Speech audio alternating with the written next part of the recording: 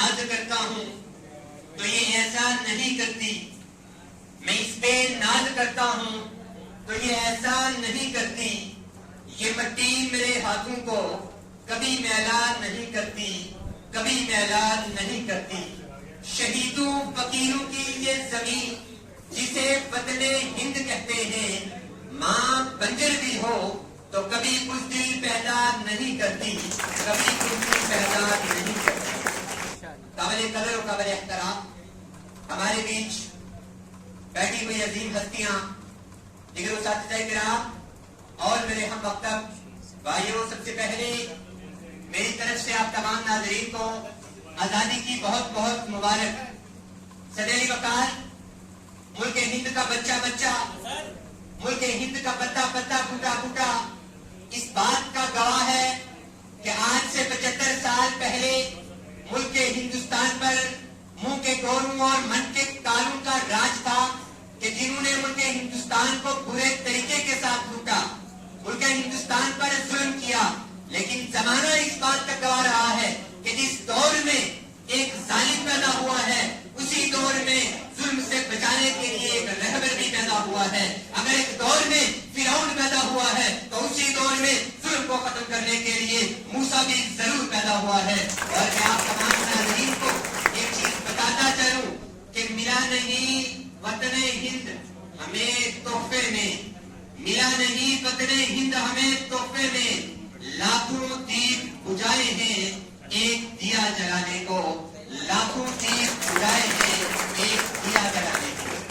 सदैव वकार मुल्क हिंदुस्तान को आजाद करवाने में बहुत से क्रांतिकारियों का रोल रहा, चाहे वो भगत सिंह हो, चाहे वो महात्मा गांधी हो, चाहे वो मौलाना अबुल कलाम आजाद हो।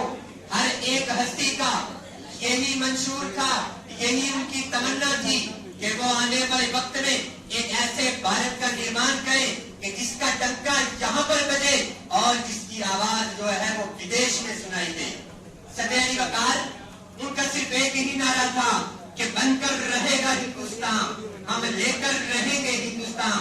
और जब 1947 का दौर आया, उस दौर में जब उनके हिंदुस्तान जिसको हासिल करने के लिए हमारे आबा व अजदाद ने अपनी जान को कुर्बान किया, ये वही आजादी का दिन था कि जिसको हासिल करने के लिए महात्मा गांधी ने अपने आप को भूख से दो चार किया था। ये वही आजादी का दिन था कि जिसको हासिल करने के लिए अशफाक उल्लाह खान ने अपने आप को फांसी के फंदे पर चढ़ा दिया था।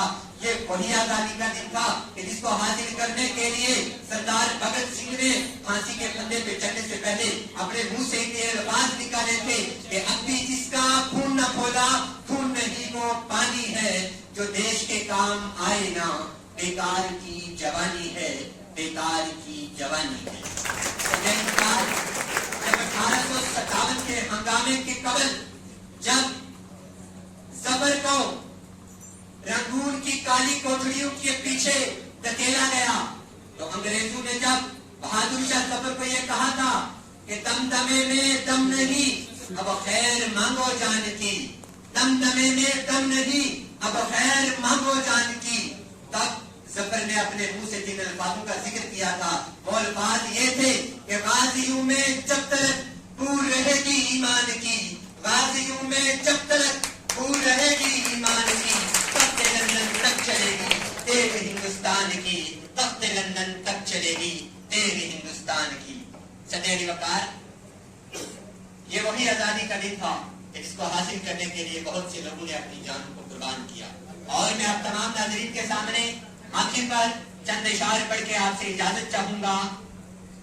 वो इशार ये है कि एक दूसरे का हम सभी सम्मान करेंगे, झगड़ा न कभी हिंदू मुसलमान करेंगे।